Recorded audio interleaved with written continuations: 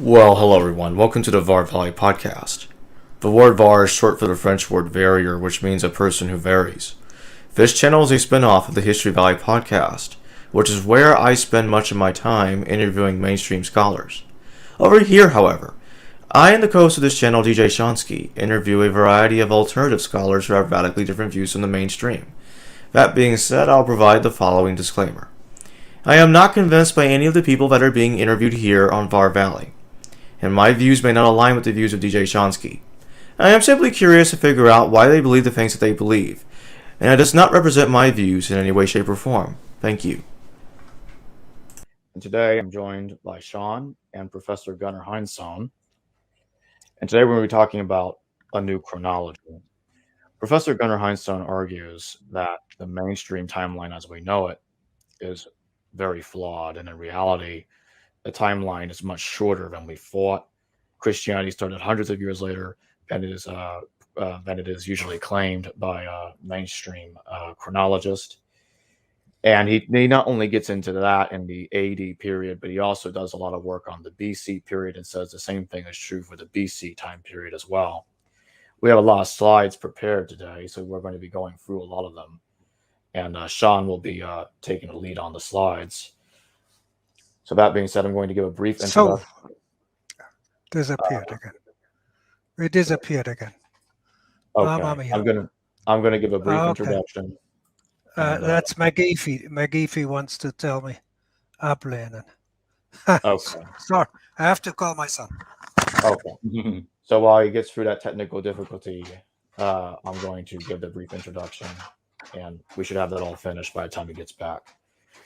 Gunnar Heinsohn attended school in Oberkassel, Bonn, and St. Peter, Ball, where he received his Abitur in 1964, where he studied at Free University, Berlin, and also in 1964 as well. He graduated in 1971 in sociology and gained a 1974 summa cum laude doctorate in social sciences. Heinsohn received a second doctorate in economics in 1982. In 1984, Heinsohn became professor at the University of Bremen. He also founded the Raphael Lemkin Institute for Xenophobia und Genocidforschung. I apologize if I mispronounced that. A center for comparative research in genocide and xenophobia. He has published extensive articles on his arguments for a new chronology.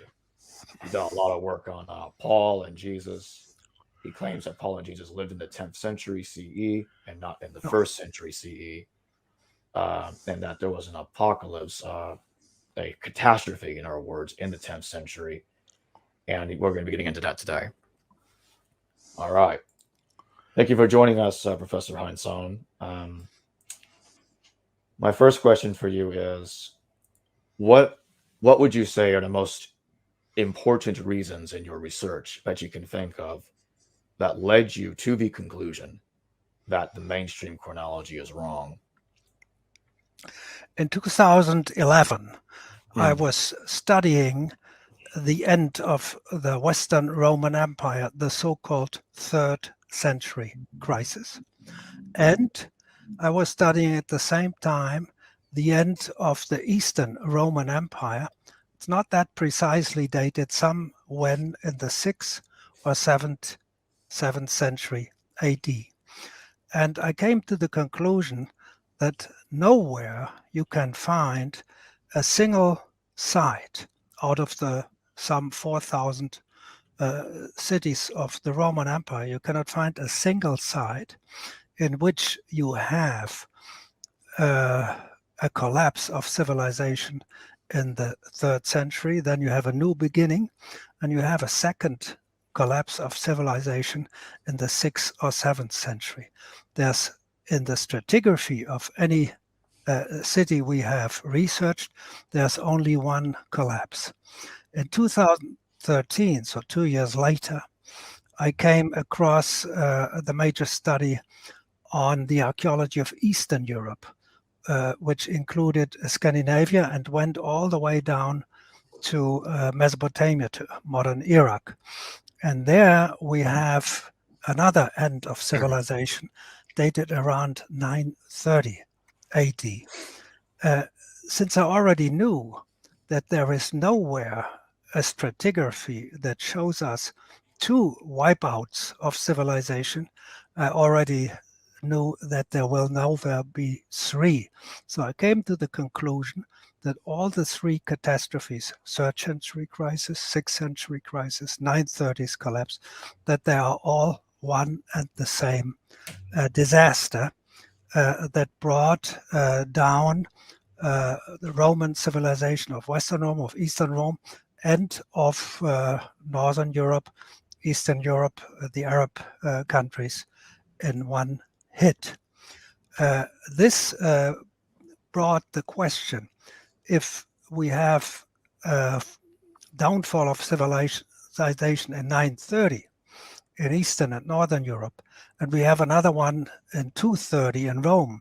Remember, the last water pipe in Rome was built 226 AD under Alexander Severus, and then for 700 years there was no water pipe built again in that city, no latrines, no residentials, nothing.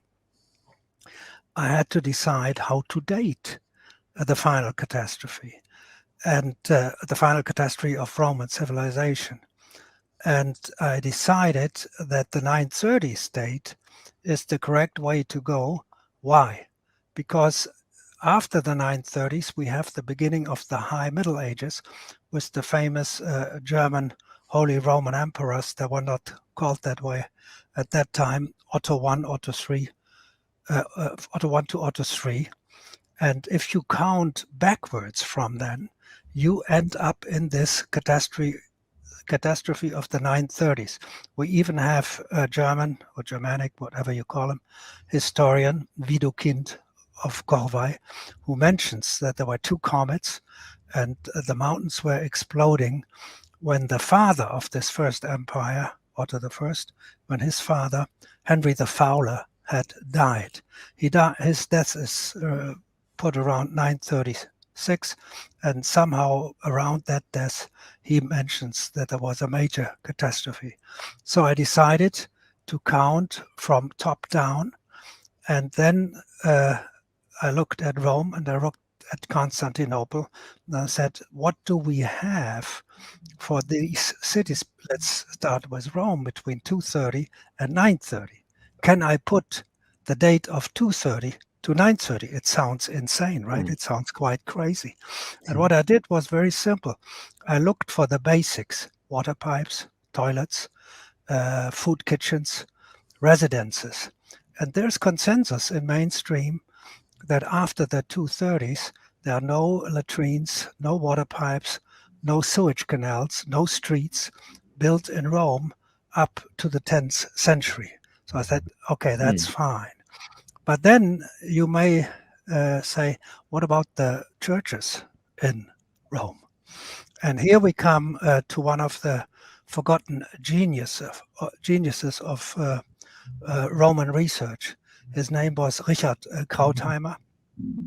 He was expelled as a Jew from the German Archaeological Institute in Rome in 1934. And in 1942, in American exile, he wrote an article that's also mostly forgotten. And in this article, he wondered. Krautheimer wrote some 7 atlas-size volumes on all the churches of Rome. There was no person ever that knew more about the churches of Rome. He wondered that the Christian basilicas of the 4th century looked like pagan basilicas of the 1st century, that Christian basilicas of the 5th century looked like pagan basilicas of the 2nd century. But his wandering was not over. He also found that the Christian basilicas of the 8th century that looked like those of the 4th century and like those pagans of the 1st century. And then he found that the basilicas of the 9th century looked like the basilicas of the 5th century that looked like basilicas of the pagans of the 2nd century. So he had 1, 4, 8, the same, 2, 5, 9, the same. And so I just asked one additional question. He may ask the question himself. I'm not sure if he did. But I asked myself, if these churches, 259 or 148, were ever found in Rome on top of each other, one on the ruins of the earlier one, they never are found on top of each other. They're sitting at the same stratigraphic depth all over the city of Rome. So in stratigraphy, they are side by side. You see, there's 3 fingers. They're side by side. But in the books, they're on top of each other. You see, so they are in a vertical sequence. In stratigraphy, they are in a horizontal line. So already we're clear. No toilets, no streets, no water pipes, no sewage, no kitchen. And now I could show that the churches of Rome, dated 4th, 5th, 8th, and 9th, belong to 1st and 2nd, and 1st and 2nd is the same as 8th and 9th. And so the same date I have for Eastern Europe, 930s for the end of civilization, I also have for Rome. It's a bit complicated, but in a way it's quite simple. Right. There are complexities to it, I agree, but it is quite simple, like you said. I'm very familiar with your work. A lot of people that are going to watch this video aren't very familiar with your work.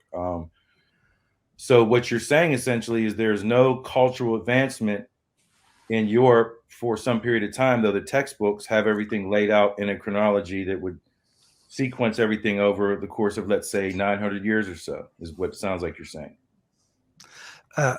It's like that, and that has a fallout.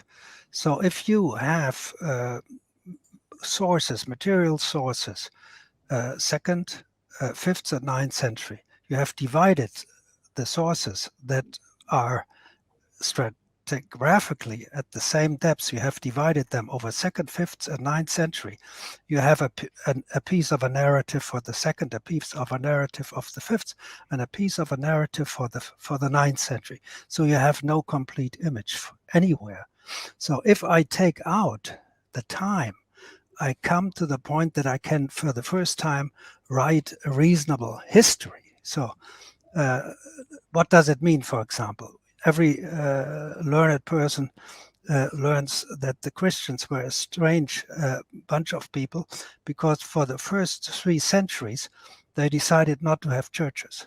So it's one of the great enigmas. And when they start building churches in the 4th century, they started to build churches in the 4th century in the style of the 1st century, when they have no churches, when they should have churches, because their godfather, so to speak, Jesus, was a person of the 1st century. So now I can explain that they were not that strange, that they built their churches from the very beginning, but that this beginning, 1st century, is the same as 4th and 8th century. And they had more sophisticated churches in the 2nd century, but they dated 5th and 9th century. So I can suddenly write the history of church building, and I can see the evolution in this history of church building. The great Richard Krautheimer thought there was one original, and then a first Renaissance, and then a second Renaissance. And I say no, there was only one period, 1st century and 2nd century, with evolution, of course. And we have the development of churches right in the time when we have the development of Christianity. So I give you another example for the capability to write history, where today people throw out material because it doesn't make sense. I want to mention St. Paul, that was brought up in the introduction. St. Paul is dated, his death is dated in the time of Emperor Nero in Rome, around 60 after Christ. And there are very, very learned people who claim that Paul has never existed. Why do they claim that?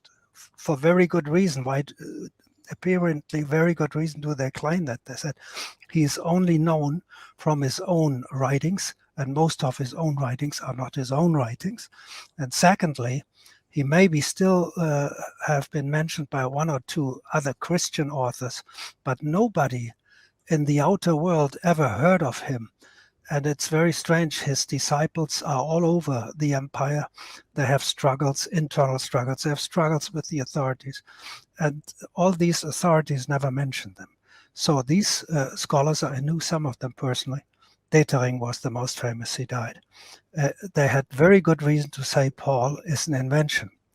I asked myself immediately, okay, if you have nothing about Paul and his followers outside his own Christian sources, what about in the 4th century? What about in the 8th century? And yes, in the 8th century, you have another Paul starting out of Antioch, as our Paul did. And the followers are called Paulinists or Paulicians. And in the 8th century, again, you have Paulicians, and they are persecuted heavily. And this we know from the Greek sources. So suddenly we have non-Christian sources that attest to the persecution, to the torture, to the killing of followers of Paul. So I bring together, again, sources that are hacked into 3 parts: 1st century, 4th century, 8th century. I said they're stratigraphically at the same depths. So I read them all together, and suddenly I can make sense of the history of St. Paul. Okay, Sean, Yes. which slide section do you want me to pull up? You can start with the first set of slides, and those are the ones he sent us, and we can just kind of briefly, because again, I've read this stuff. I have a great deal of respect and admiration for Professor Heinsohn. It would take a person and to have to really sit down and take some months to wrap their head around this and follow the yellow brick road or follow the trail of evidence. Gunnar uses several different disciplines to make his argument. So we can start with the slides. Since we're talking about Paul, can you yeah, that's the second set of slides. Let's go to the second set of slides. The second I'll add that here. Yes. And can I flick them, or can you? Yeah, you can flip them. Yeah. Okay, so I'm going to flip down. I just put some other stuff together, Professor Heinsohn, from some other of your papers. This is the paper here. St. Paul, did he live once, thrice, or not at all? This is the paper that I got from QMag. Yep. And I think we did put QMag in the description link, QMag.org. And then the video, Gunnar Heinsohn. That's in Quantavolution magazine. Yes, Quantavolution magazine. This portrait of St. Paul was made by a German police department that usually is occupied with creating phantom images of a possible criminal that was seen by different persons, and they all make a sketch, and so the specialists, they try to come up with a reasonable portrait. The problem here we have that in the first 3 centuries of Christianity, and Paul himself in the 1st century, there are no images of this great world traveler. No portraits. And here you can see this. The portraits begin in the 3rd, 4th century. They are on the left side, the first 4 or 5, and then you have again a portrait of Paul on the right side in the 8th century. And if you look at the portrait carefully, you can see some similarity. So it looks as if at least one artist has seen St. Paul, but all these portraits are at least 200 years later than the death of Paul under Emperor Nero. So again, the Paul researcher said, this is all rubbish, we cannot use it. They don't belong to the time of Paul. And my answer again is, I understand your point. You cannot prove a man of the 1st century by showing a portrait of the 4th century. But if the 4th century and the 1st century are stratigraphically at the same plane, then you're looking at portraits out of the time of Paul, but we have to date him after the last portrait on the right side from the 8th century, because if I look at the last one, I'm doing the dating by counting from the top down. So I have a known date of the first Germanic emperors, Otto 1, 2, 3, and I go down, and then I end in the 8th century and not in the 1st century that we have in the chronology. That's 700 years earlier. And again, then we have the argument, do we have anything in Rome where Paul was executed between the 9th century and the 2nd century, or the 3rd and the 10th century? And again, we have no latrines, no streets, etc., etc. Yeah, so this one here talks about the from the same paper, the artificial duplication of the Jewish wars against Rome's Legio Franciscus, if I'm pronouncing it correct, because a lot of times in your papers, you're making a claim that there are duplications of and triplications even at times of historical accounts. The names may be changed, but then stratigraphically, everything is here instead of here. Yeah, so let's stay a second at Jerusalem. So we have the famous or the infamous war against the Jews, extermination of most of the Jews of their time, and it's the final date is put at something like 70 after Christ. And so then we have the same problem as in Rome. Why would the burial site or the mausoleum for Jesus be built or finished around 360 after Christ? Why would that be done? It's not well understood that Constantine the Great and his sons, including Constantius II, why would they build a burial for this Christian hero some 300 years or more than 300 years after his demise? And again, if we look at stratigraphy, we can see in Jerusalem that the Holy Sepulchre, what we call today the Holy Sepulchre, or since the 11th century, the Holy Sepulchre, is built on a Jewish quarry of the 1st century BC AD, not on something of the 4th century. But what is even more interesting is that the ashlars used to build the basilica and the round mausoleum of Jesus, these are ashlars of the 1st century BC and AD, Herodian ashlars. And so the stratigraphic evidence is that the burial site for Jesus was built in a 1st century stratum with 1st century stones in the 1st century in which he died. But we learn, no, this was all built in the 4th century against the stratigraphy and against the material evidence of the stones that had been used. So again, the question, why didn't the Christians build churches in the time of Christ, is repeated, and why didn't the Christians build burial site for Jesus in the site of Christ? My answer is they did. They did, if we look at stratigraphy and put aside for the moment the Anno Domini chronology. Right. Now I just went to the slide with the very important slide. Yeah, Temple Mount. This was something that because what Gunnar will do is he'll make the argument that things are dated in such a way where there's huge gaps in between the dating. But when you use your eyes and just look, the materials look the same, structures look the same, but yet we have these very long gaps in history.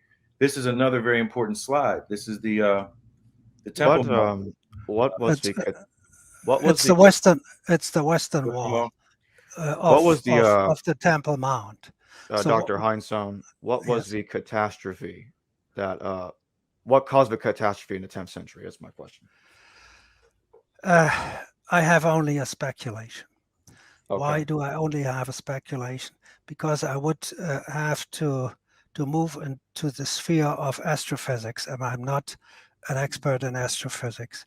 But I can tell you two things. One I already mentioned.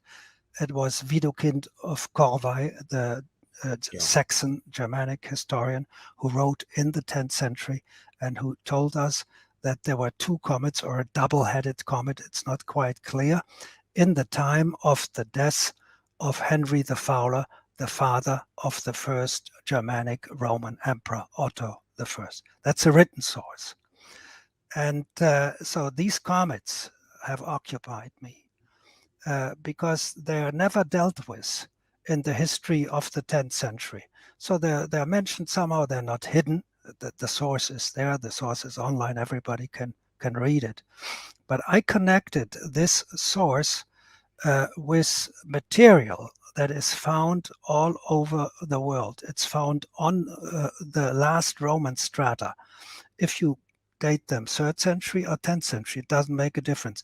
It's called black earth, dark soil, in German dunkler Moder, in Italian fango, which is mud.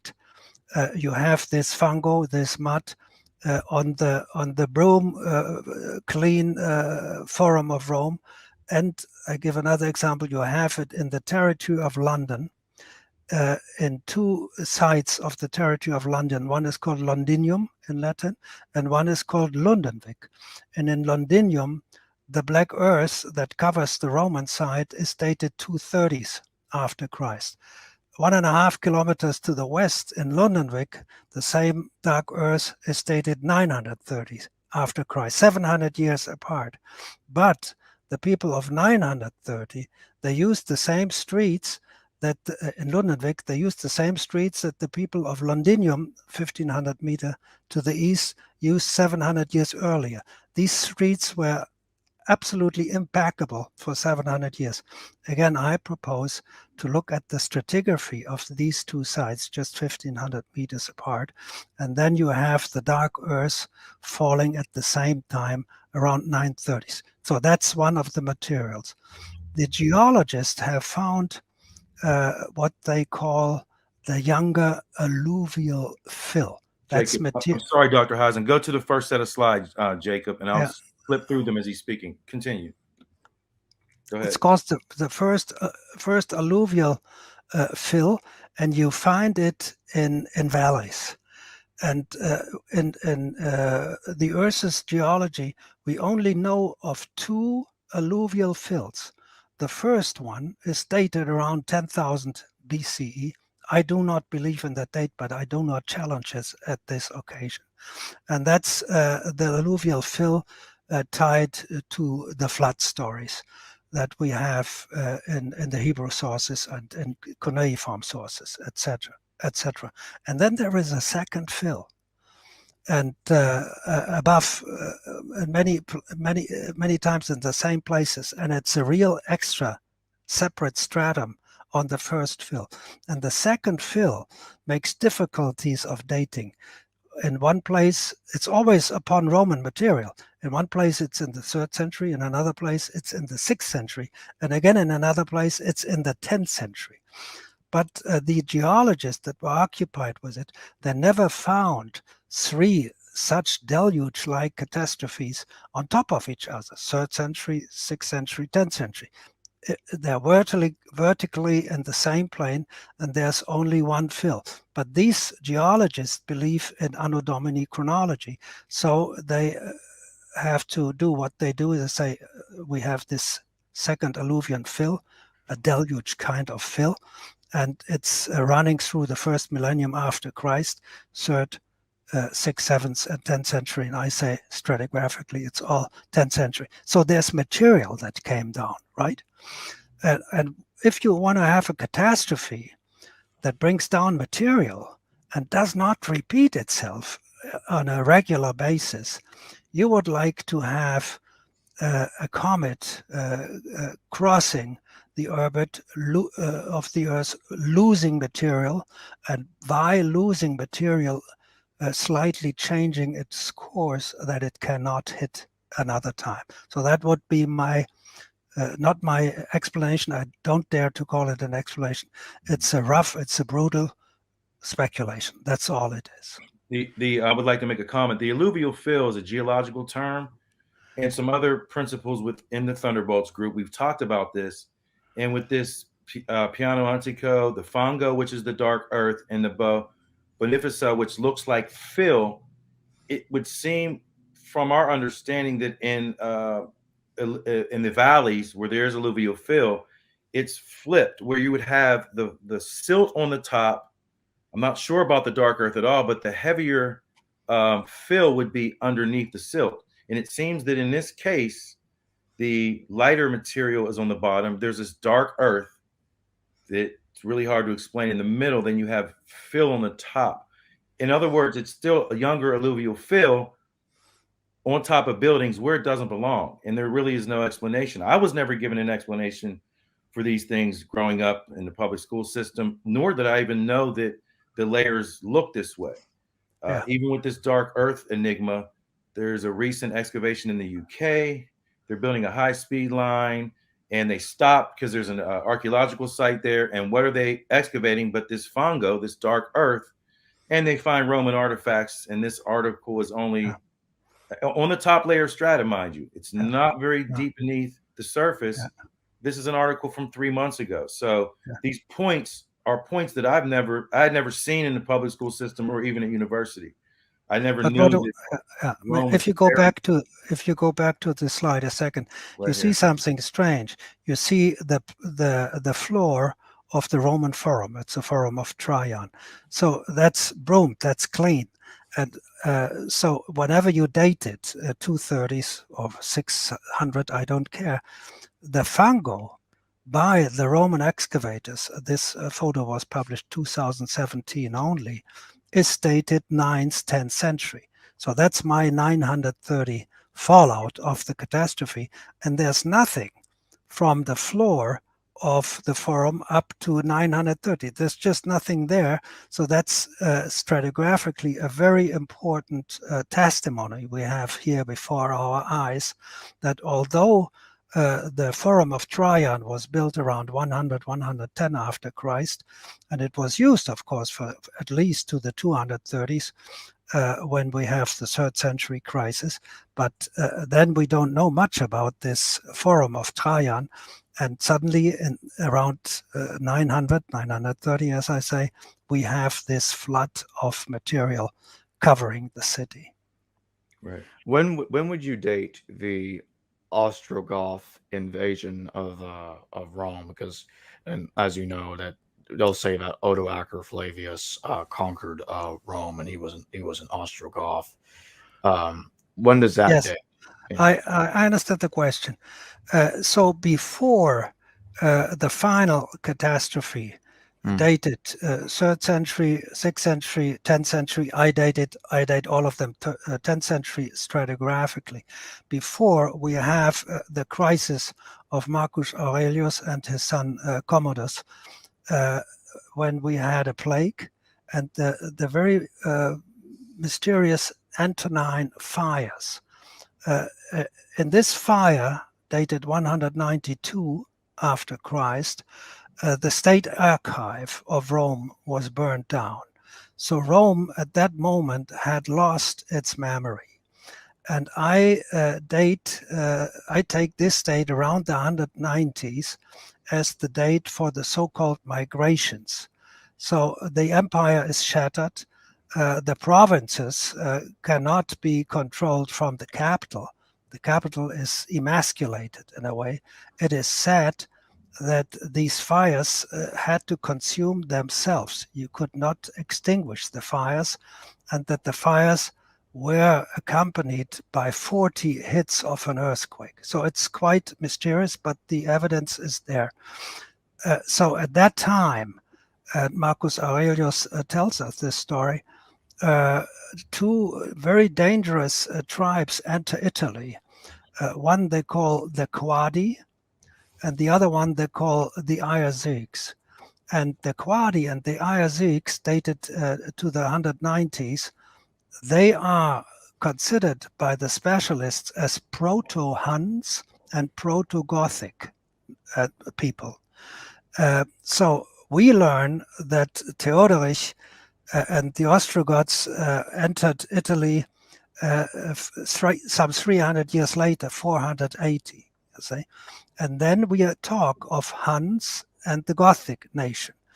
In the 2nd century, we talk of proto-Huns and proto-Goths. So proto-Goths were called Quadi, and proto-Huns, they were called Iazyges. They have the same ornaments, the same brooches, etc., over these two periods of 300 years. But you never ever find Gothic material like in Ravenna of 500 after Christ on top of a Quadi material of 200 after Christ. But we know that the Quadi were settled around Ravenna around 100 in the 190s by earlier still by Commodus in the 180s, or even by Marcus Aurelius 180s. They were allowed to settle around Ravenna, whereas the Yazooks were described as too cruel or too Asiatic to get the same privilege as these Quadi. And I say these proto-Huns and these proto-Goths, Yazooks and Quadi, are the same as Huns and Goths. And I jump to the 9th, what do you have for them in the 9th century? Then they're called the Huns and the Vikings. There's these three couples, Huns and Vikings, 9th century, 5th, 6th century, Huns and Goths, and 2nd century Quadi and Yazooks, I think, are just three different descriptions of the same people. Stratigraphically, they're all in the same plane. Am I correct that you move Emperor Constantine's reign to the 1st century? Yes. Why do you do that? Why do I do that? Because if you look, if you study stratigraphically, we have a wonderful research on the mausoleum of the nemesis of Constantine. This is Maxentius. That's the emperor. Yeah, go back. Yeah, right Okay. there. Right. Maxentius is the emperor. Now one slide back. The other, maybe the other direction. Okay, stay here. Okay. So on the left side, you see the mausoleum of Maxentius, who was defeated by Constantine at the Milvian Bridge. That battle is dated 311 after Christ, 311 after Christ.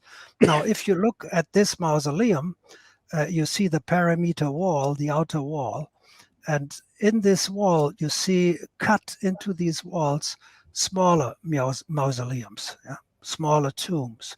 And if you go to the bottom tomb, that is cut in the perimeter wall, that only 7 centimeters of this surrounding wall is left. So they cut this little mausoleum into the outer wall to stabilize it. And this mausoleum is dated before 550 after Christ. So the wall is dated 310 after Christ, but the mausoleum cut into the wall is dated before 50 after Christ. So that's a stratigraphic proof that this mausoleum must be from the first half of the 1st century after Christ. But we go back to Jerusalem, we have the same problem. Here we have a building by Maxentius, the enemy of Constantine. In Jerusalem, we have the Jesus mausoleum built by Constantine and his son and his sons around 320-30s to 360 after Christ in mainstream chronology.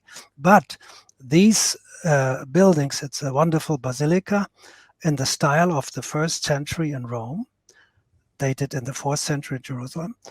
And the ashlars, the very peculiar ashlars, have the style of the Herodian Hebrew Jewish kings' ashlars of the 1st century BC AD. This is not disputed. The ashlars in the 1st century are not disputed, and the stratum in the 1st century AD is neither disputed. Only the date, I give my date, which is around 40 to 60 AD. My date is disputed by the AD chronology, because they say we cannot follow stratigraphy, we cannot follow the hard evidence, we have to follow the chronology. We do not understand, but we have it since nearly 1,000 years. And the chronology is all we have. I'm exaggerating a little bit here, but if I would interpret, so my colleagues say we have only one dogma. We are very good scholars, and they are, but the archaeology, the chronology is holy. Don't touch the chronology. Right, right. This is basically an argument of chronology versus empirical evidence and the investigation of the empirical evidence in strata. Let the strata tell the story and not rely on the story. It's the way I kind of say to people. Can we go back to the western wall of the Temple Mount in Jerusalem? Yes. Because I was interrupted by the very important question regarding the character of the catastrophe. Yes. It's Jacob. That's the second set of slides, Jacob. Here we go. Exactly that. So what you see here is the first 7 courses of ashlars. They are dated from 19 BC. Actually, they are ended after the death of Herodes. They're not so important, maybe 20 after Christ, okay?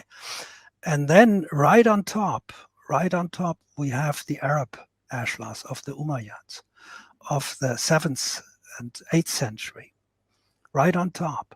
Mm-hmm. So and if you look at these ashlars carefully, you would say, okay, not that many differences. But what you learn at the same time is that the Arabs were not able to issue coins for at least 600 years. They forgot the ability to issue coins. They issued coins. The Nabatean Arabs living around Jerusalem, they issued their own coins. And then they forgot to issue coins. And when they restarted issuing coins 600 years later, they just continued with the decourse of 600 years before, when they had forgotten to issue coins. My claim is the Arabs did not forget for some 600 or more years. They did not forget to issue coins. What we have done is we have put archaeologically empty centuries between the Nabatean Arab coins and the Umayyad Arab coins. But that's not the interesting story I want to tell you.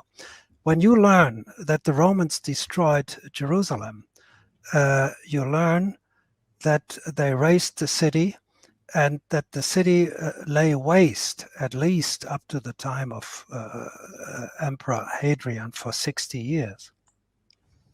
But if you look carefully at who conquered Jerusalem, the high commander, he was an Italian in modern language, but the troops were all Arabs. You see, the Romans would recruit the soldiers where they lived. It was so Jerusalem was not destroyed by Italians. It was destroyed by Arabs. And this is well known because we have tombstones of officers of the legion that destroyed Jerusalem. So we have one big problem here. If Arabs in the service of Rome destroyed Jerusalem in 70 after Christ, why would they wait for 600 years to live in the city? Why would they do that? I get no answer to this question. But if I look at what these Arabs 600 years later use, it's on the right side here, it's a floor, a mosaic floor with this abstracted peacock pattern. So that's dated around 700, 800, 690, not so precise.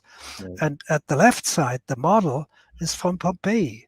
That's 1st century after Christ. So these mosaics are 600 to 700 years apart.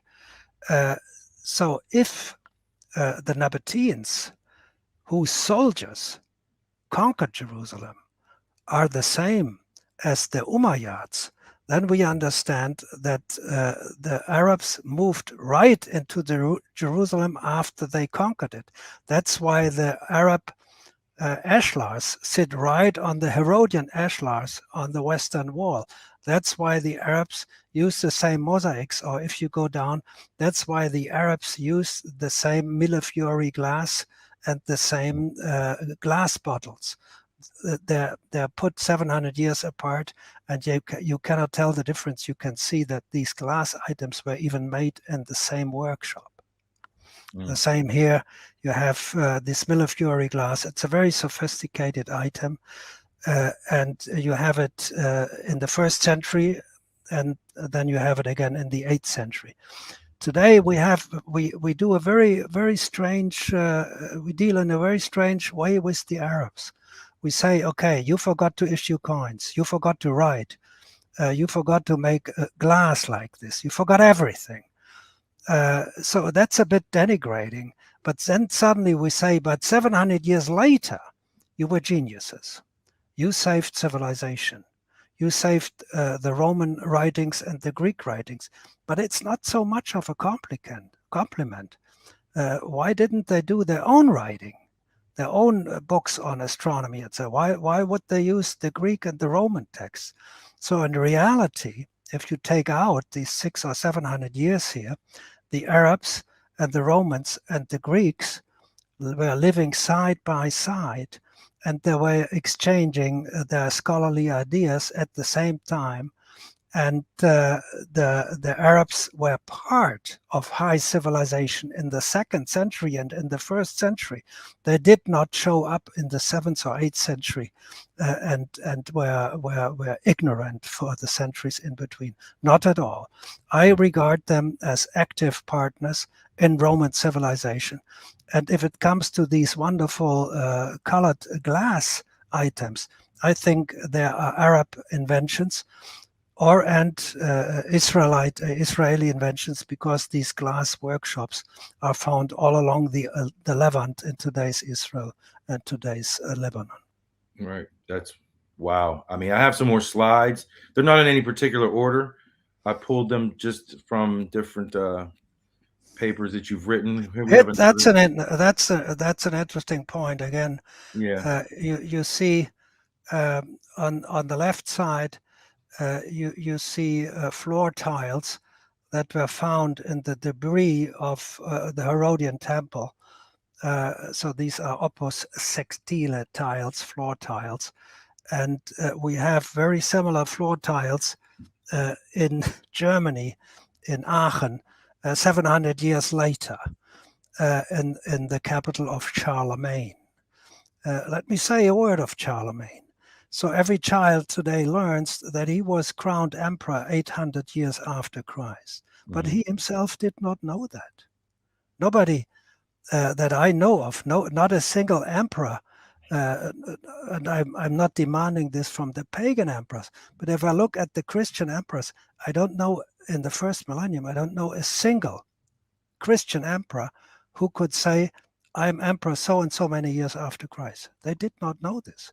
We know this exactly down to the year, and we know this since quite a long time. 11th, 12th century, we started to put together these chronologies.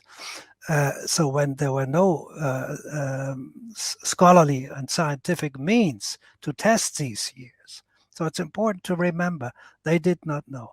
And one more thing, if we study the early Middle Ages, 8th century to 10th century, exactly 700 to 930, we say still it's a dark age, but then there are some wonderful exceptions, like Aachen, the palatial complex in Aachen, or like cities in Bulgaria, Pliska, Pleskov.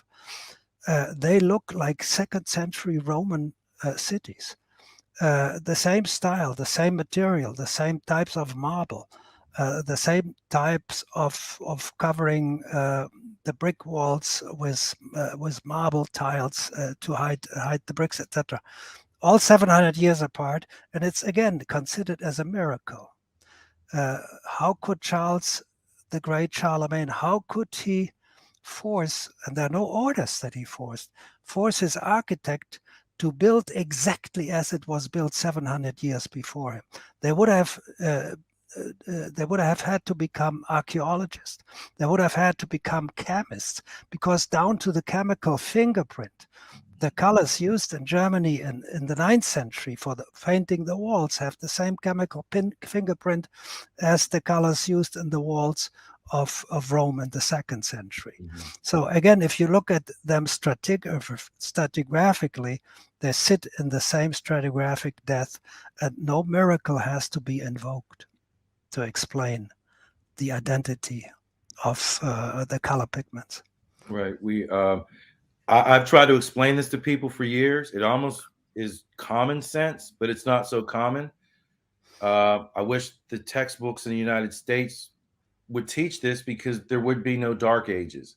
I never understood why the Eastern Roman Empire and the Western Roman Empire, that the West fell, but we don't have records, but we're going to teach you what happened, but we didn't have the records. And it never really made sense. It was very confusing. This was a 35-year-old problem for me until I started reading this information. It started to clear things up, and it would make much more common sense that Islam and Christianity were contemporary with each other. It would just make much more common sense rather than some 700 years or so later. Now, we do have other slides. I wanted you to touch on the BCE stuff a little bit. There's a lot to the first millennium, but then there's I find that fascinating. Yeah, there's also some things when we talk about disasters and biblical theology. There's a lot here. There's a lot, ladies and gentlemen in the audience. I started with pre-Christian chronology in 1988 on my own when I separated from Velikovsky. I try to make a simple point that people can follow.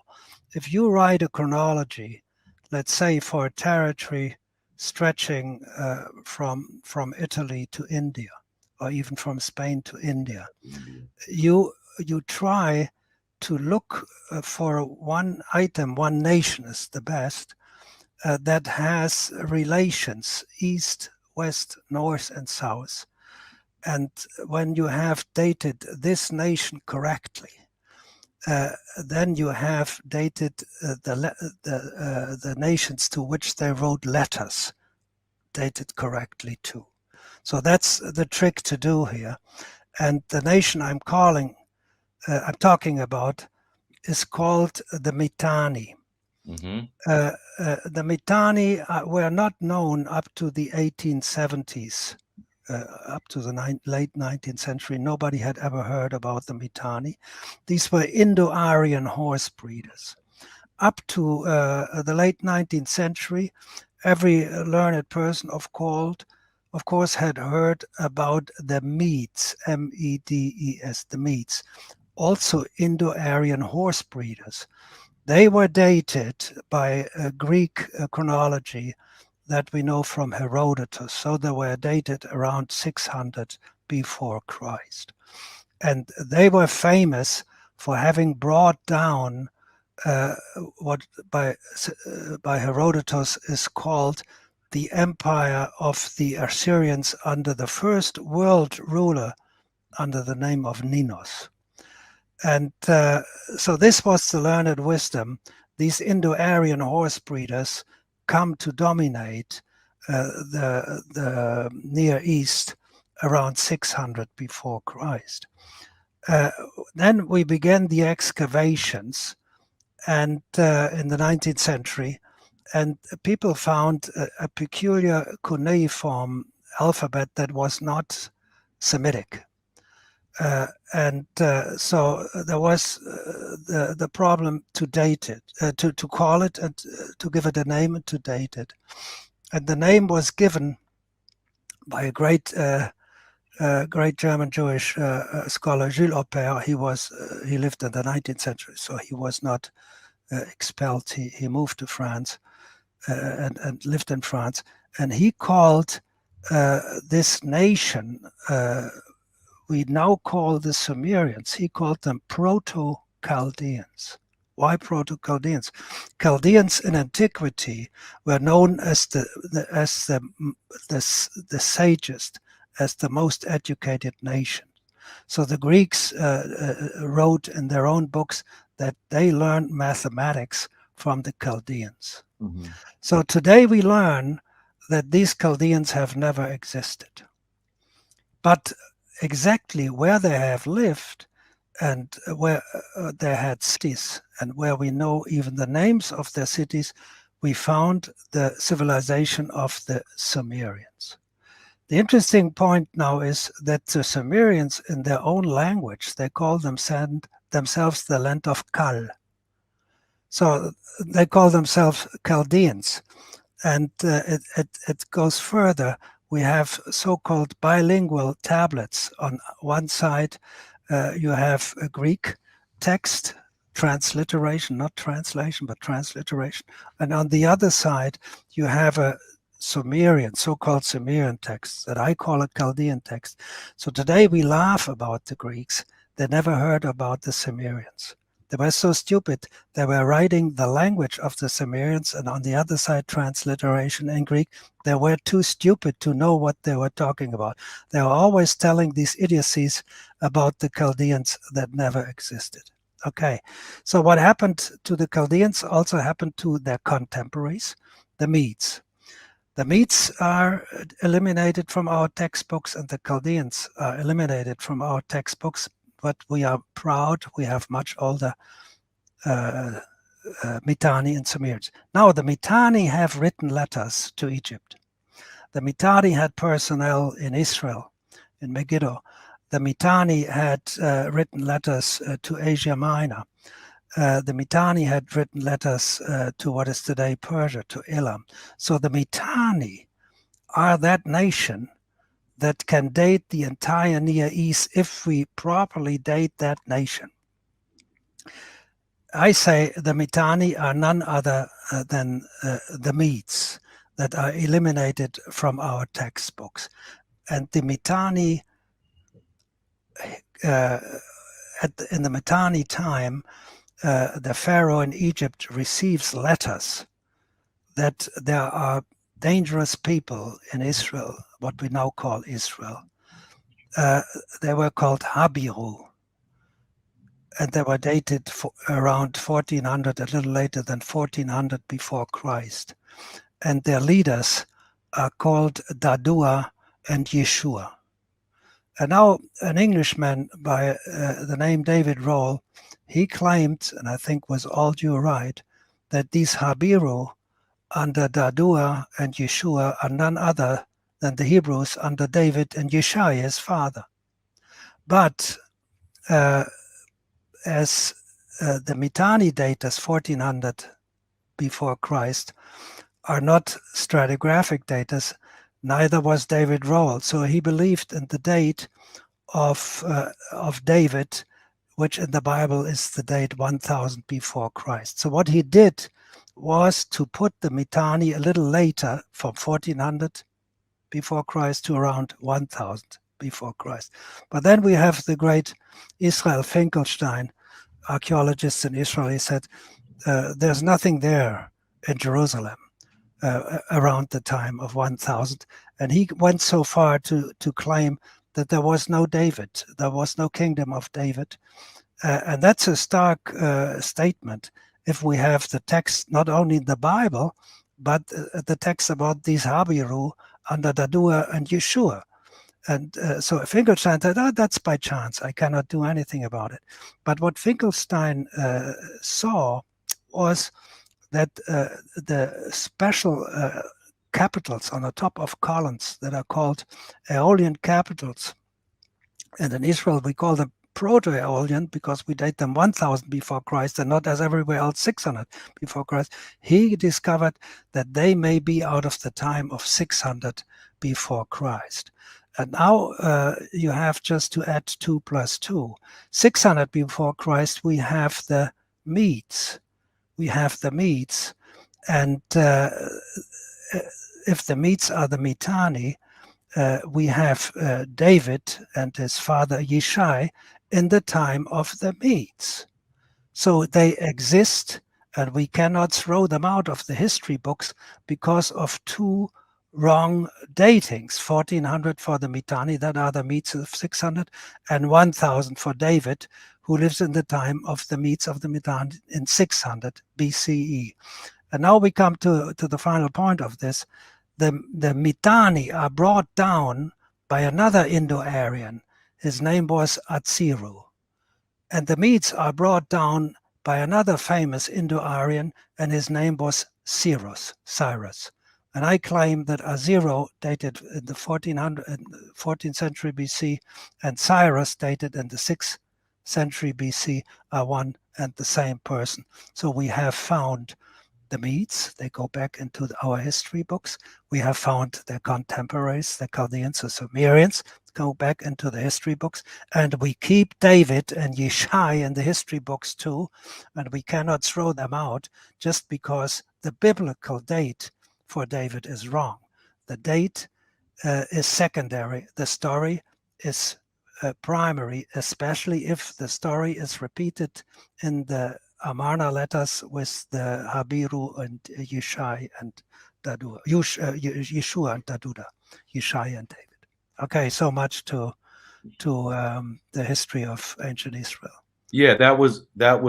I mean, I didn't put some of the slides. I'm hearing what you're saying, and I didn't put the slides up. But essentially, if there's a duplication or triplication of the chronology to take it back too far into the third millennium, when everything was excavated, to make it simple, the archaeology was placed into the older chronology, so that when you got into the first millennium BC, you ran out of archaeology, so you couldn't account for the Medes. Right, you couldn't account for the Medes, and so you have to start in the Chaldeans. So it was it 1869 or so, the Sumerians became. Sean, you were saying you didn't pull up the slides, or I didn't put what he was saying. There were some columns, and there's some other slides. You want to go ahead and put that up here? Well, no, meaning I didn't even put them into the. You can take the other side on the history of Jerusalem. So I just make it. The first you showed after. Okay. Go back. Yeah, stay here. Okay. Stay here. All right. So what we have in the Hebrew Bible is an exceptional book because it's national history, including world history of the known world of the time. And it's also a book dealing with religious matters. But the point for history writing is, of course, the history of Israel, of Judah, of the neighboring nations. And what modern scholars do, it's a very simple thing they do, and they do it in good faith.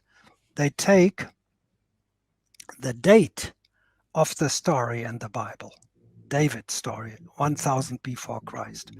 Then they look at an archaeological site, let's say Jerusalem, and they say, we do not find anything at 1000, and then they throw out the story. So I would say, yes, the chronology of the Hebrew Bible is wrong. The history is not wrong. So I deal with this period, first millennium before Christ, as I deal with the first millennium after Christ. You cannot throw out the stories because you believe in a peculiar date that you do not understand, that you just believe, and then you look at that date, and then you have the story and the date of the archaeological item, and the story don't fit, and you throw out the story. So you eliminate history. And what I try to do is write history for the first time in many fields, not in every field, but in many fields, by bringing the archaeological and the textual sources together and keep the dating at the side for the moment. Right. Don't throw out the story because it doesn't fit your dating. And that's what biblical archaeology is doing.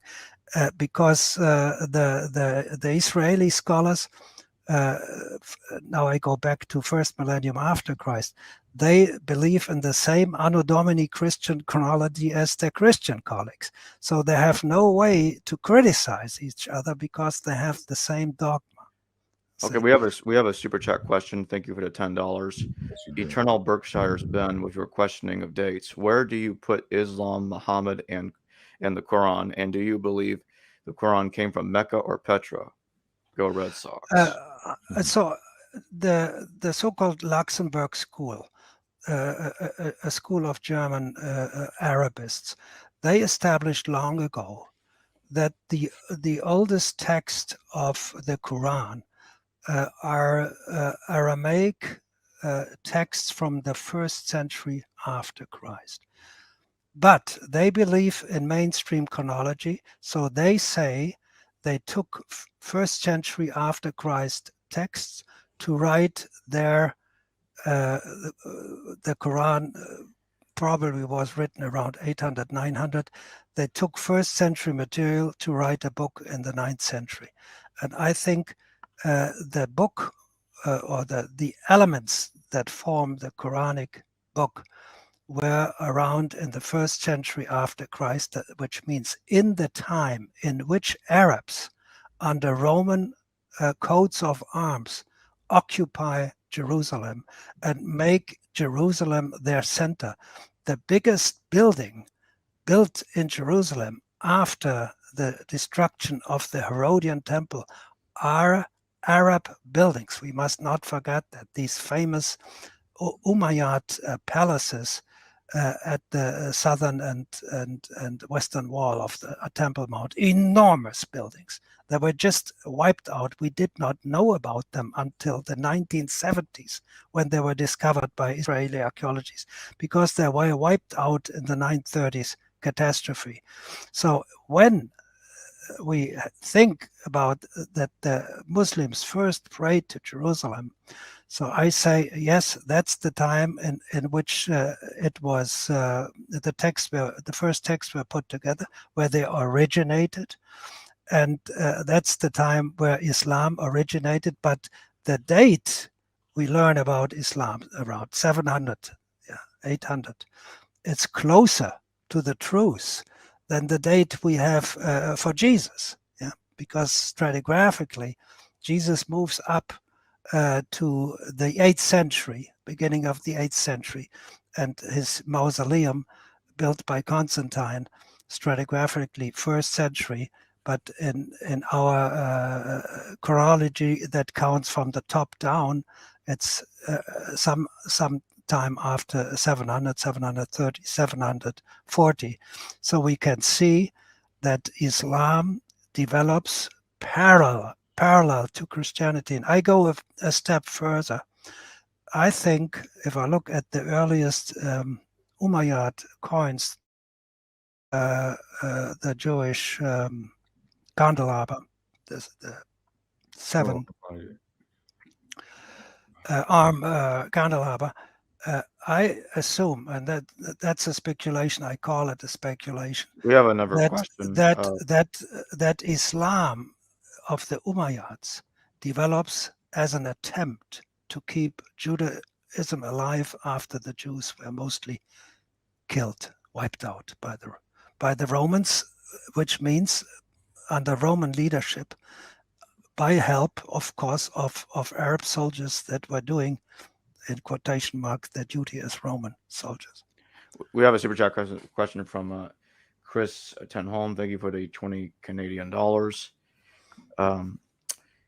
Biggest rabbit hole I've seen for a while. Is Gunnar planning an ebook? You see, at the age of nearly 80, I have a 600 pages German manuscript, and it's at the stage of 2018, 4 years old, because only in 2017 I understood the correct chronology of Emperor Justinian, who left us the most important legacy of antiquity, which is the Roman law, of course.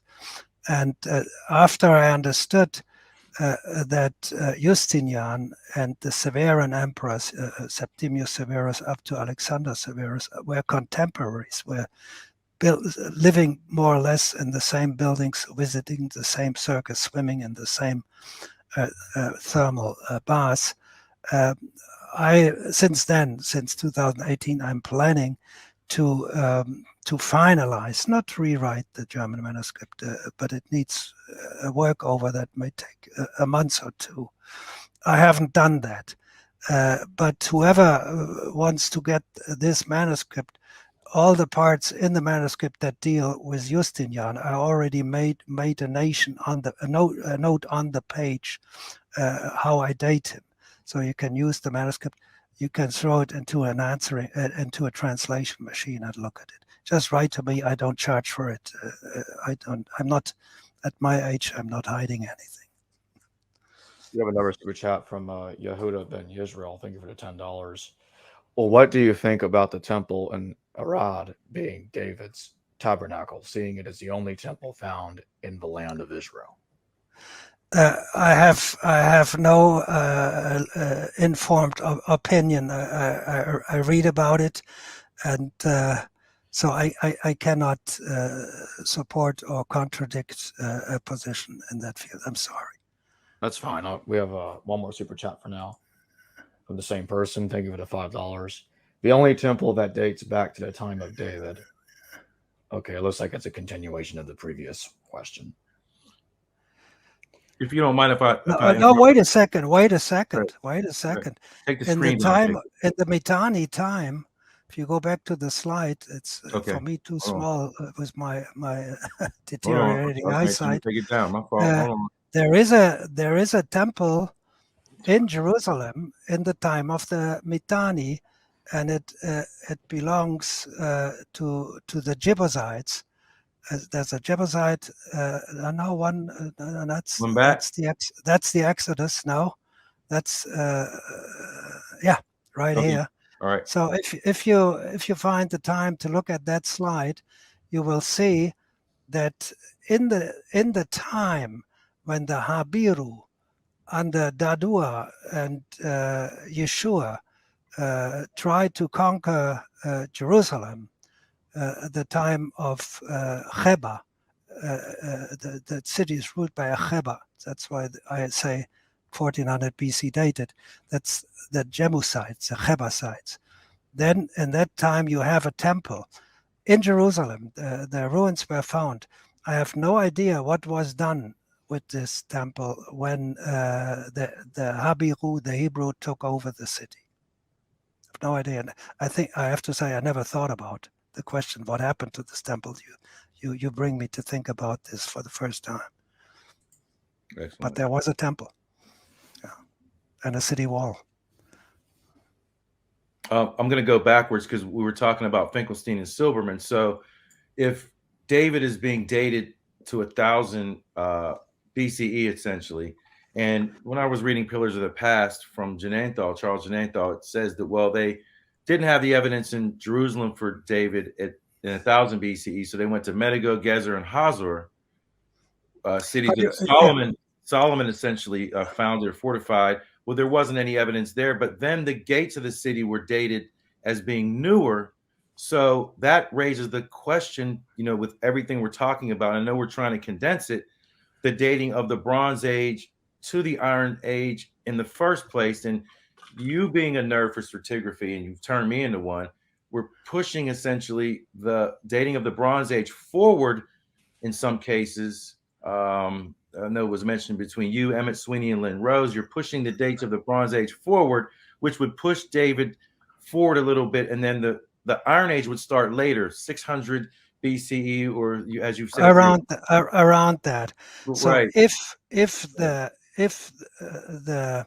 the Mitanni are the Medes, and this Indo-Aryan nation starts to rule in, we call it, in a Semitic environment in the Near East, I think that date is correlated with the end of the Bronze Age.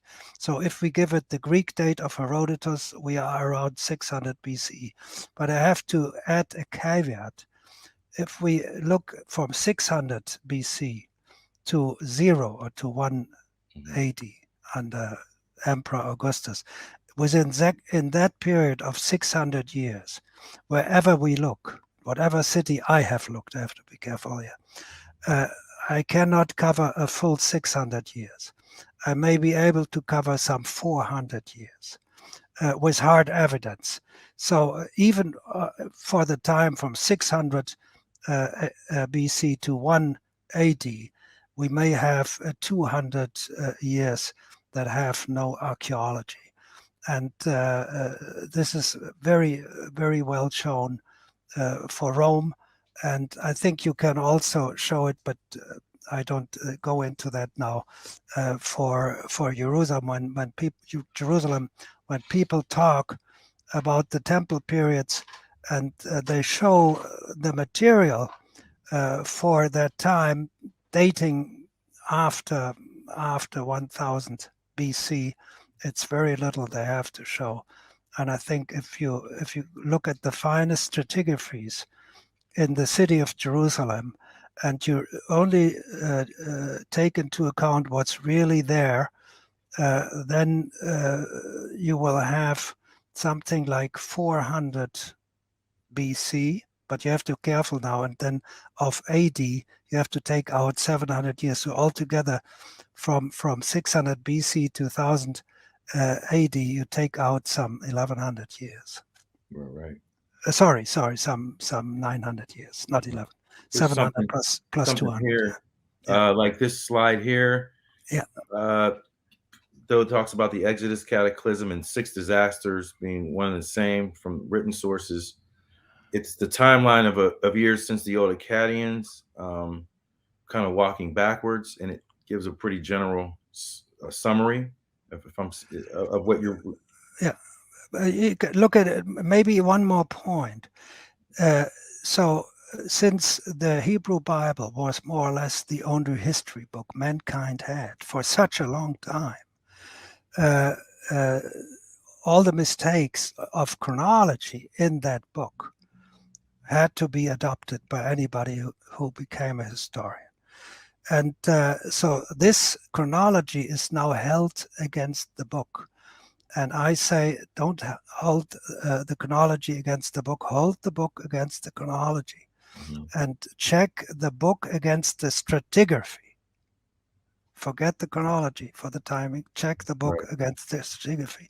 And if we look at the beginning of the terminology for the Bronze Age, it was developed by Danish scholars. Jacob Berman was one of them. And they had the beginning of the Bronze Age in Northern Europe in 1000 BC, at the beginning of the Iron Age in 600 BC. Today, without 1 centimeter of stratigraphy added in Northern Europe, we start 3000 BC with the Bronze Age. We added 2000 years without adding 1 centimeter of stratigraphy. To meet the date we have received more or less from the Bible, or exactly via Abraham the patriarch.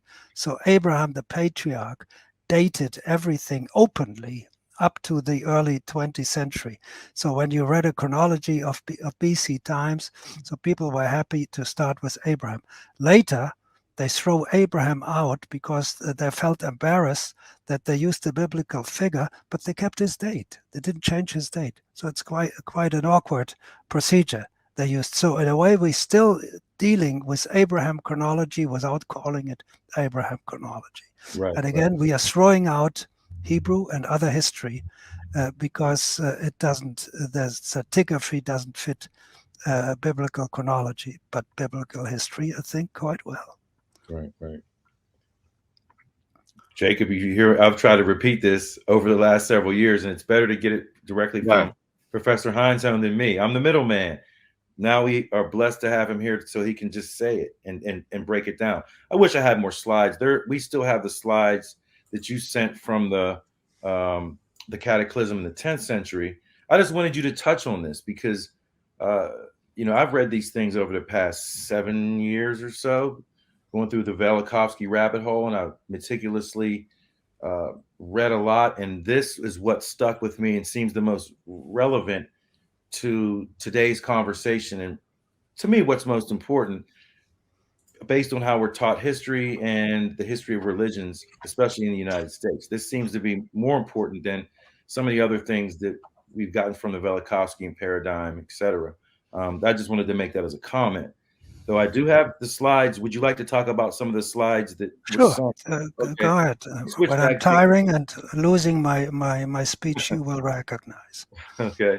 You can go back to the first set of slides, Jacob, and we'll just kind of hit some bullet points because we're going back to the first millennium, because there's some pictures of Rome in strata that I've never seen. Yeah, I've read the papers, but you had some aqueducts. That's something that me and Michael Armstrong from the Thunderbolt group talk about a lot, where aqueducts were buried with 7 meters and sometimes 15 meters here, and people forgot about aqueducts. And the barbarians from the story from the early part of antiquity couldn't have destroyed the aqueducts. I heard that story growing up. And well, there are the aqueducts, and nobody's building aqueducts. And like you say, there's no latrines, and the civilization. Let's stay here. Yeah, maybe go back. So we look here at the seashore. Right here. Go back one, and again. Where did you have the coastline of Rome? Oh, okay. I know. Okay. Let me go forward. I know what you're talking about. Hold up. The coastline. I think I know exactly where you're going. Right here. Yeah. Okay. So what you see here is on the left, you see a reconstruction of Rome's main 2 ports. One is called Ostia, the left image on the slide, and the right city is Ostia, and the left port is Porto. And today you have 4 kilometers of land in front of these ports. So you go to the right slide, and what you see in light blue, that's land today. That's not water. So the Roman ports had been moved 4 kilometers away from the water. If you go to the main port on the Adriatic side to Ravenna, Ravenna was moved away 7 to 9 kilometers away from the Adriatic Sea.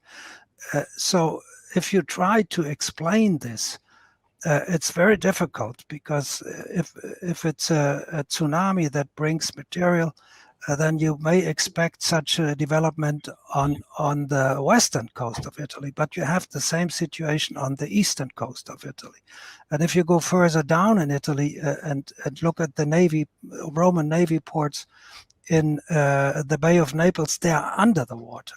So two ports groups are away from the sea, and another port is under the water. So the geological process that can do this in a way to bend the coastlines down, up and further down, bend it down. It's very difficult even to imagine how you can reach such a result in today's landscape of Italy. So it must have been quite something quite very big. When I first talked to specialists in the field about the destruction of the big cities like Rome or whatever, they usually said it was done by the Germanic tribes, by the Germans. And but the smarter ones, when they gave the answer, they did it with a tongue in cheek, with a smile on the face, that told me that's the only answer we know. I remember I visited a very fine professor, I won't give his name, at the University of Foggia in southern Italy. And Foggia sits in a round space of wheat fields, 3,000 square kilometers. That was a swamp up to the 19th century. It was a swamp. So, and he, after he had talked to me and I have told him what I think about, he asked his pilot, who does aerial reconnaissance of the ground, and he allowed me to ask his pilot. When I asked his pilot, what did you find?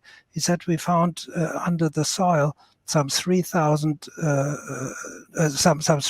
Roman estates and 2 towns, 2 small cities we have never heard of before. And I asked the pilot, how can you explain this? And he said, oh, there was a big economic crisis. I said, but how can the crisis cover 300 estates and 2 cities under soil and turn the territory in a swamp?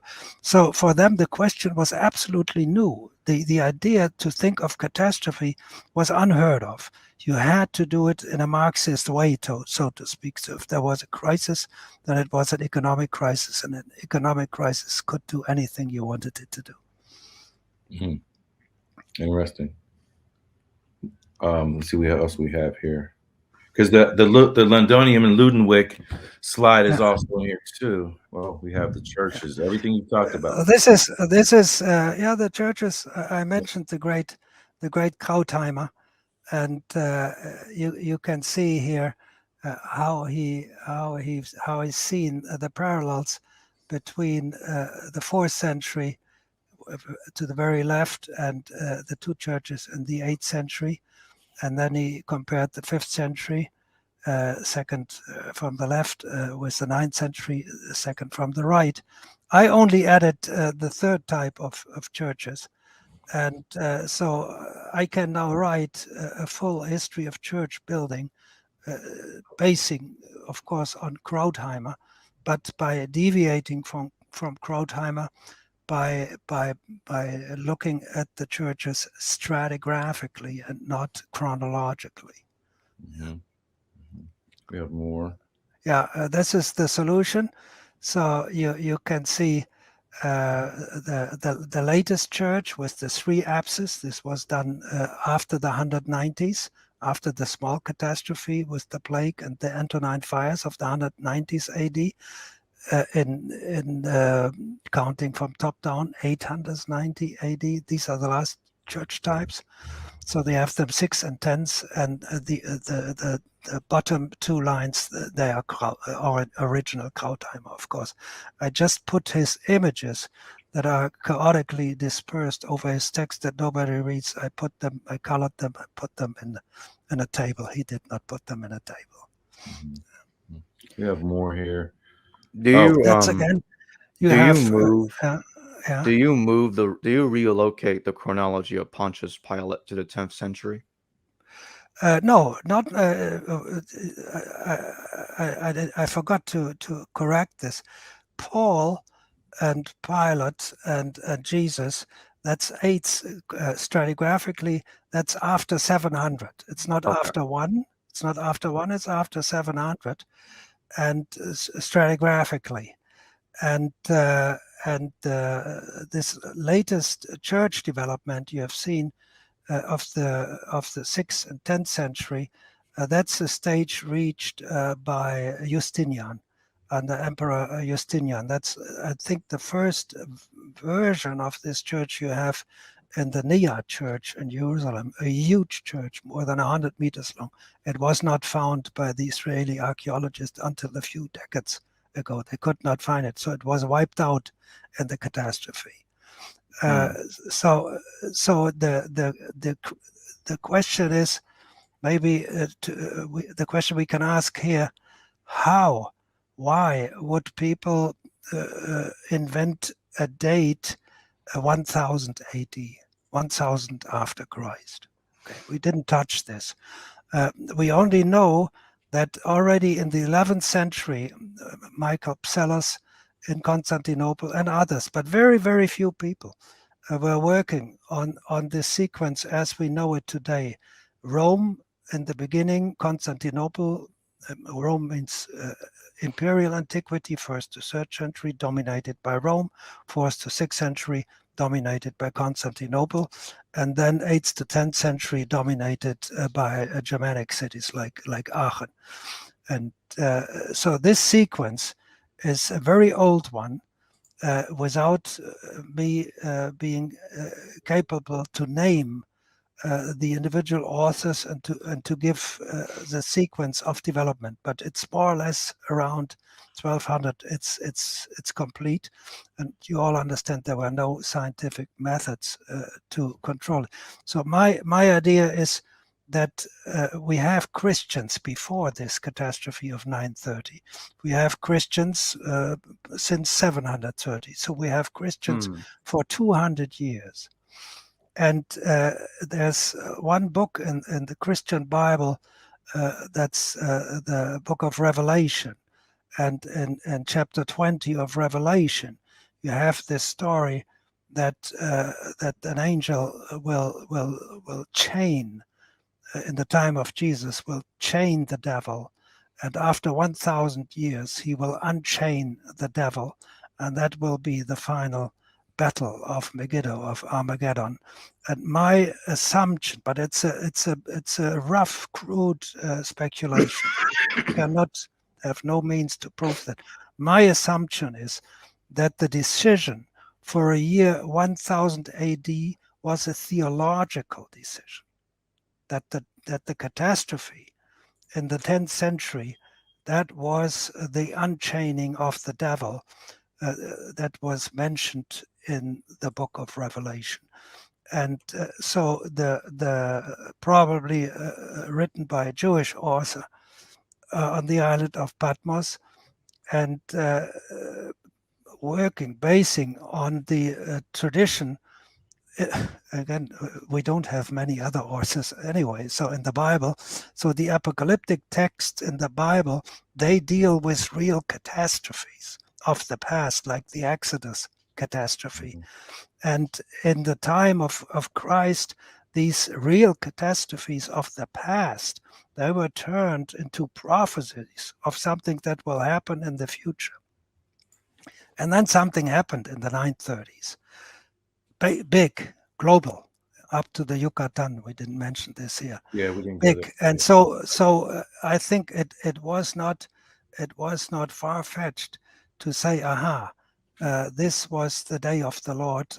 This was the day that Satan was unchained after 1,000 years, and now we start counting from 1000 AD, though we are only in 1000 AD, some 270, 260 years after Christ. Speculation.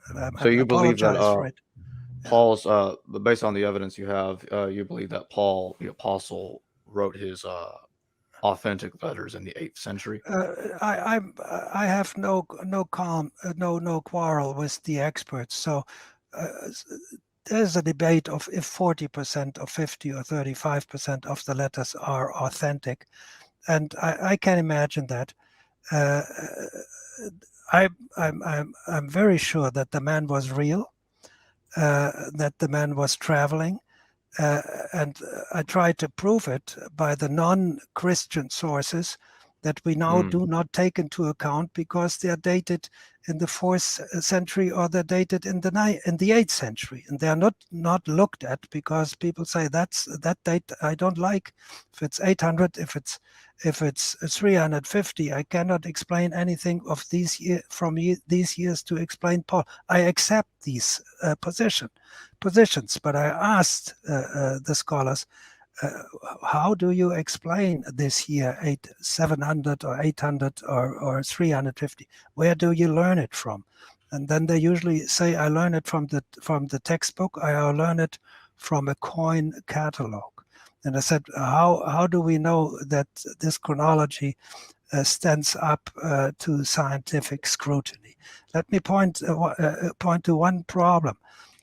Most of the data I'm discussing with, they are dendrochronologists. And I'm dealing with mainstream and with dissident dendrochronologists, brilliant people. So I asked them a very simple question. I said, you have a sequence of 2,000 years, let's say from 2000 to 0 back, from a forest. Put the sequence on a piece of paper and put to verify it, to reproduce your result, put me out of the 4,000 Roman cities, put me one, not 100, not 50, not 10, not 5, put me one city that has for the 1,000 years a sequence of tree rings, put them side by side and show me how they match. So this was never ever done, and this cannot be done because people try to do it. What they would have to do in a city like Rome, they would have to take beams from imperial antiquity, 1st to 3rd century, then they have to take beams from the 4th to 6th, and then they have to take beams from the 8th to 10th century. But in these centuries, the second part, late antiquity and early Middle Ages, there are no ruins of buildings out of which they can take the beams. So we have never, ever reproduced a tree ring sequence from a forest. It's difficult enough to do that, to put that together. We have never put it side by side with just one city and show the match. It was never done. So I want to thank Rex Profanus for $4.99. This is the question he wanted me to put up on the screen. Jacob, can you ask Gunnar who he believes would have carried out this obfuscation of history? People, families, institutions, any suspicious culprits in his point of view?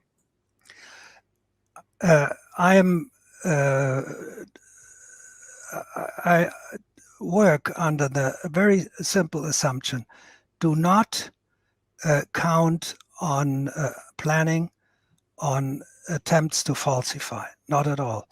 I start always with the assumption of innocence and then of ignorance. And the moment we do that, I think we can get very far if we have a guide we can follow. And that guide is stratigraphy. And that guide we did not have until, let's say, 1900. Even the best stratigraphies we have, they were done after the Second World War. So we are just into 70, 80 years of very fine stratigraphies. And these archaeologists are doing usually a great job. I admire them a lot. And in the older days, they still try to pamper over hiatuses of a few hundred years. Today, more and more, they just write into the excavation reports, we don't understand why there is nothing here between 200 and 900. You see it more and more. There was no planning. And again, it's a very tricky sphere we are talking about here. The only history book mankind had up to the 19th century, 18th century was the for the time up to let's say 100 after Christ was the Hebrew Bible and the Christian Judeo-Christian text. So whenever people start making theories about bad intentions and bad practices, they will blame these authors. But these authors, they did not know better. That's all I can say. They worked with chronologies because you rather work with a wrong chronology than with no chronology at all. And only since, let's say, since a century, we have the possibility to test the chronology. We dig down, we are in the year 1000, and we dig down a little bit, and suddenly we are in the year 200. And we're surprised. Well, what's going on here? Only archaeology gave us this tool. And only archaeology will continue to give us this tool. And that's why I say, yes, there is innocence, there's ignorance, there is even the text, the consecutive texts covering 1,000 years, they have many falsehoods, but I would not call them falsifications. Let me take one example. The great Celtic hero of the British Isles, Arthur of Camelot, King Arthur of Camelot. He was dated in the 6th century. He was fighting with Romans and with Germanics, with Germanic people, Saxons. And so this is impossible. Rome was already out, and the Saxon tribes were in for much too much time. And so this wonderful story was thrown out of the history books. And because of chronologies, say in that time, in the 6th century, we do not have the ability to show that. But I proposed, look in the 1st century BC, the end of the 1st century BC. You have the most famous Celtic ruler on the British Isles. His name is Atse, two Th and E, Atse of Camalodunum, Atse of Colchester. This Atse of Colchester, I think, That's Arthur of Camelot. But nobody will take this into account. But he lived 700 years in our chronology. He lived 700 years earlier than the legendary Arthur of Camelot. But if I look at the stratigraphy, what they call 6th century, and what Arthur of Camalodunum is 1st century BC, they are just 2 or 3 centuries apart, though this story was still known. And again, you can see that when the authors of the Arthur legend are called falsifiers, and they're called falsifiers and bad people in the scholarly literature, I said, wait a minute. Don't throw out the story because it doesn't fit your chronology. Maybe you find a stratigraphy, a hard evidence that fits the story. So that would mean that King Arthur lived in the BC era. So this is like, instead of him being after at the time of Augustus, yes. Okay. So instead of him being after Jesus, he's before Jesus. Yeah, I remember that there's an Arthurian text that claimed that, and I forgot which one it's called. It might be the Vulgate cycle, or the history of the. Oh, sorry, or it could be in Geoffrey of Monmouth. I don't remember who said it, but it says that Merlin lived during the time of Julius Caesar. And like what you're saying kind of reminds me of that text. Like there are some chronological contradictions within the Arthurian text that places certain characters throughout time. And we have a similar problem with the greatest seafarers in the history of mankind, the Vikings, the Scandinavians. We learn that they forgot to sail. They forgot the square sail for 700 years. Okay.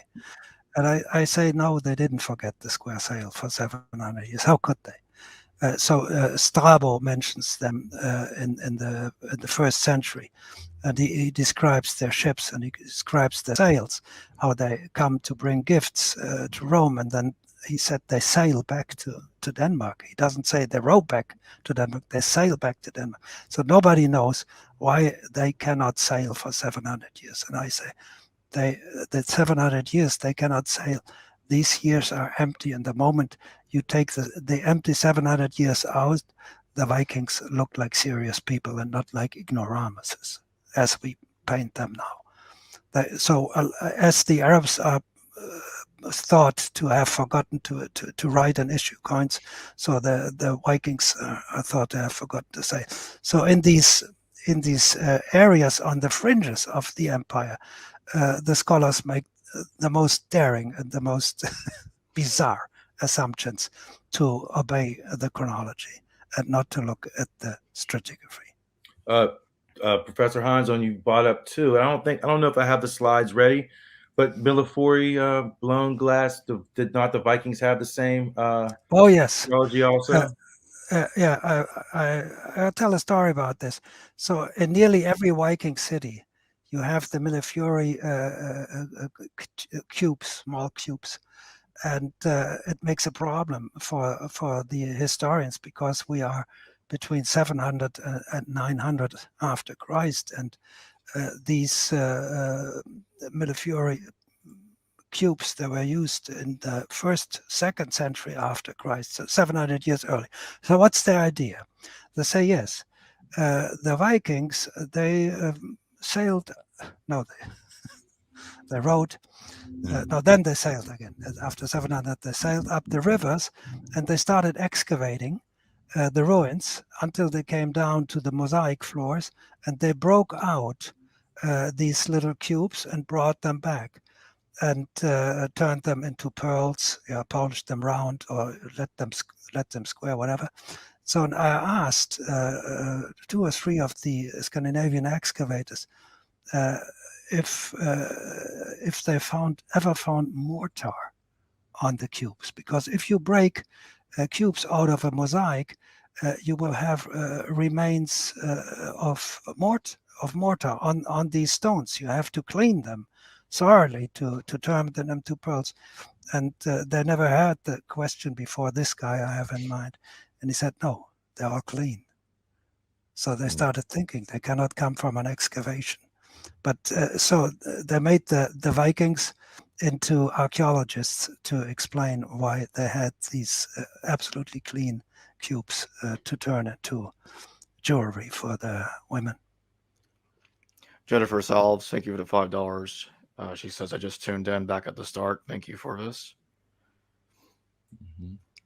I want to see what else I have here, Professor Heinsohn. There's a lot of slides here. We talked about this, the dating of the mosaics, Milifori glass, Frankish rulers building classical Roman architecture much later in Germany. Also, I've read this stuff, and it's just I'm encouraging everybody that's on this listening, or people that listen later, to go to QMag. We'll have in the description. Yeah, the link's in the description. Yep. Look at this stuff, and also, you gave the conference at the Planet Amnesia conference in Toronto in 2016. That video really, it's about an hour and 15 minutes. He really explains this stuff quite well, and it's very easy to understand. Again, nice to hear. I never looked at it. I was sick when I gave the lecture. I've looked at it, and it has about 22,000 views to date. I think it is. At one point, it didn't. It was from 2016. That video really concisely explains it. I still want to encourage people to read Creation of the Gods, your book, Creation of the Gods. You had talked about that at the Toronto conference. This material is available if you go to the QMag link. Let me say one word about the creation of the gods. It was a book, the last book in this field I wrote when I had the final catastrophe as the catastrophe dividing the Bronze Age from the Iron Age. So in the BC period, something like 600 BC. So the catastrophe of the 930s was not on my radar at all at this time. And I know the leading Polish excavators who worked on this. And so when they found that all of their major villages or townships went down around 930 after Christ, and many were discontinued, some were continued, were rebuilt, and completely different sites were begun to be built. They were surprised. These archaeologists were surprised. They had not expected it because they believed there was not a single source. It was closest to us in time. Imagine, we are talking 930 after Christ, and they were just shocked that there was not a text they knew that would mention that catastrophe. Then I dug out three or four texts, two German, one Arab, and another one. And the Edda in a way, but the Edda already needs quite a bit of interpretation to tie it to this catastrophe. Mm-hmm. So there are very, very few texts. So the hit was so profound, and the elimination of scholarship was so profound. I just give you an example of celestial globes. Romans had celestial globes, and the latest celestial globe we have in a museum is in Mainz in Germany. It's dated 230 after Christ. And then before we have globes again. In mainstream chronology, it takes from 230 to 1450. In my chronology, it still takes from 930 to 1450. So half a thousand years until we reach the knowledge, the astronomical knowledge that existed already in antiquity, a very long time. So the loss of knowledge was enormous. The loss of population was enormous. In Rome, the loss of population, I would say, conservatively estimated from 400,000 to 20,000. Yeah. Mm-hmm. So from 20 inhabitants, one survived. Hiroshima is harmless. Forgive me if I make such a comparison, but is harmless compared with that death toll. Right. So and I had a fallout with quite a few friends and colleagues who had decided no catastrophe in the first millennium after Christ. They had just taken the decision, and I had it taken with them. So in the creation of the gods, I didn't know anything about this catastrophe. Right. And Right. then since 2013, it's nearly a decade, I'm following it, I'm searching for it, and I'm looking for material to illustrate I remember from your papers, you've talked about problems, anomalies in ancient Egyptian chronology, such as the Egyptians having sometimes more advanced technology in an earlier period, and they somehow forgot about it, and in a later period they start regressing when they shouldn't be. Could you talk about some of that? I try to remember some interesting points. So let's take ships and river-going ships and Mediterranean-going ships. They in Egyptian chronology, they disappear between 1200 and 300 BC. So they disappear for 900 years. We believe the Egyptians went back to swimming by hand and feet. So this looks like a fallback in technology. How can it's like the Vikings forgetting the sail for 700 years. And of course, again, the question was, is this a problem of chronology or is it a problem of hard evidence? And then it could be shown that the 1200 date that separates 700 years from 300 BC, that date stratigraphically immediately preceded the time of Alexander the Great or of the Ptolemies. It was the 4th century. So they did not forget to sail or to row for 900 years, but they again had suffered by modern chronology that had nothing to do with the time reckoning of the ancient Egyptians themselves. I'm slowly asking you about our time planning here in this interview. How much concentration will you still demand from me? So we have 2 super chats here. Okay. $1.99 from Rex Profanus. Okay. Super chat for John. Jennifer Solves, $5. Thank you. Ask about carbon dating for John. No name. Yeah, okay. So these 2 people are super chatting for someone else, in which he that's not the right one. Hold on a second. Gunnar doesn't touch carbon dating, which makes okay, here we go. Here's a better one. John Name Given says, what is Gunnar's stance on carbon dating? That's the question.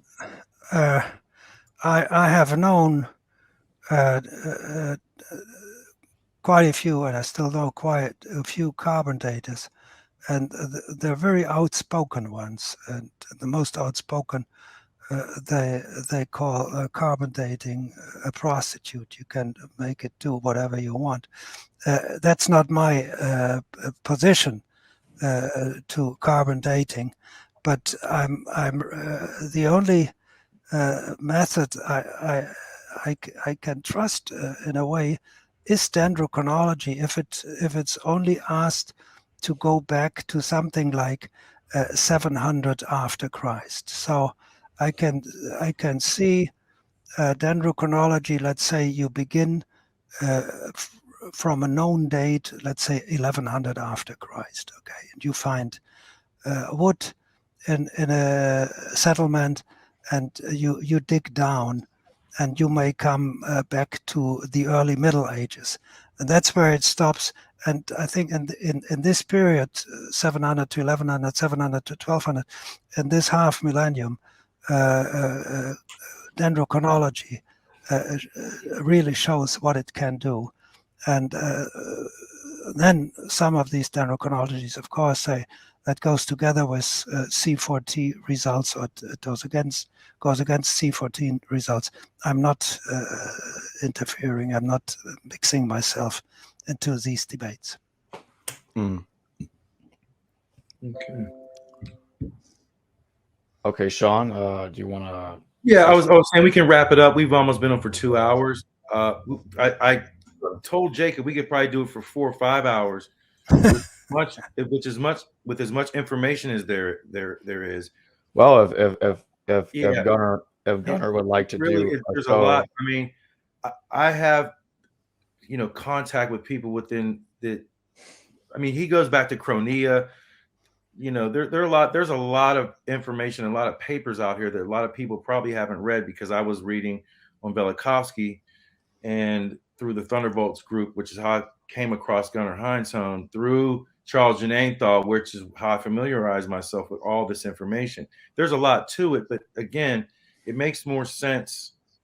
It makes sense to me, and it solves a lot of enigmas from the recent past, and even from maybe further back in the past, that we just couldn't put our hands on. And it's really taking a different approach, an interdisciplinary approach, to solve some of these enigmas, questions, problems, etc.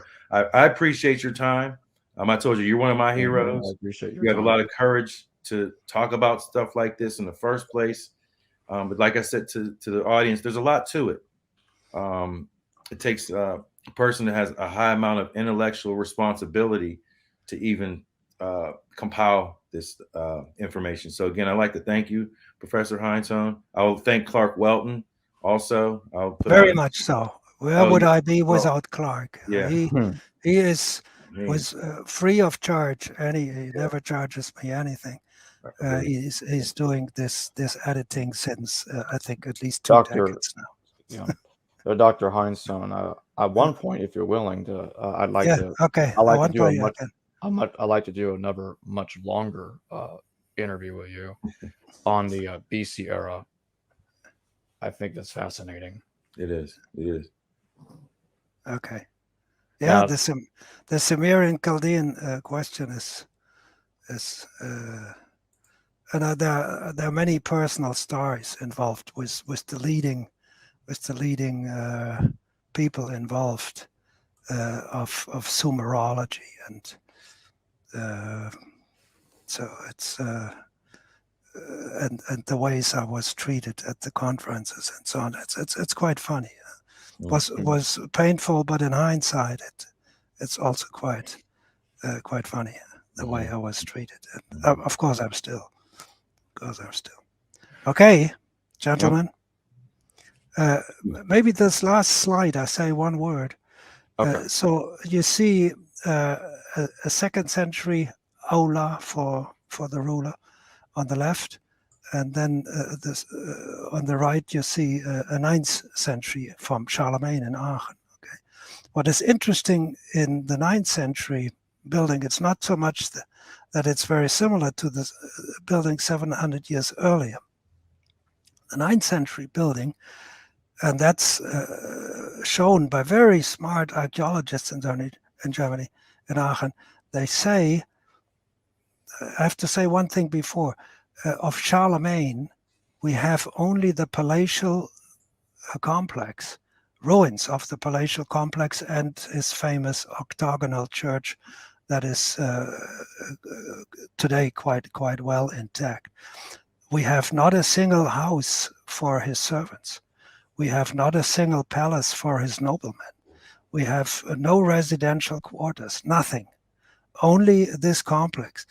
And the archaeologists know it, and they're desperate, desolate, that they do not know where his people could live, under the sky or wherever.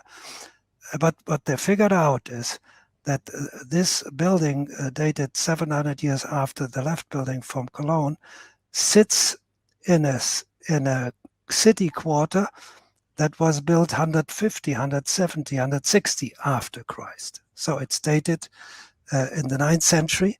But out of the Roman city of Aachen, they cut out a quarter that's called an insula in Latin.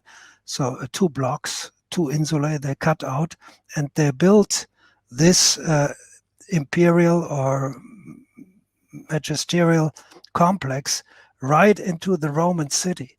So I tell them, you cannot find residential quarters of Charlemagne because you found them. They're sitting just around in the quarters just around, because this building is built in the 2nd century quarter, and the other 2nd century quarters are the quarters where his subjects have been living and dying. Okay, so much, so good. Good luck and goodbye. Well, thank you for joining us, Professor Heinsohn. This has been a pleasure. And I'd like to have you back at some point. Okay. To expand on other parts of your work that we haven't discussed yet. So I'm just going to play this outro. Okay. Then we can talk privately just for a moment. Yeah.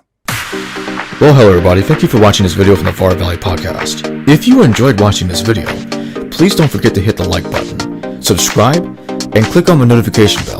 This way you'll be notified if there's an upcoming live stream or if a video has been released. Thank you.